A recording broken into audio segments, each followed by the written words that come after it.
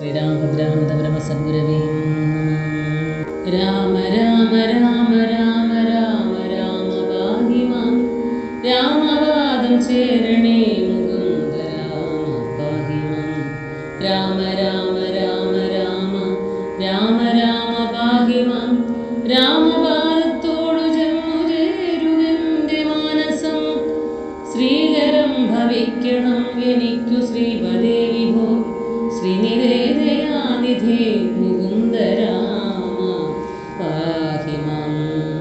അയോധ്യാകാന്ഡം സംസ്കാരകർമ്മം.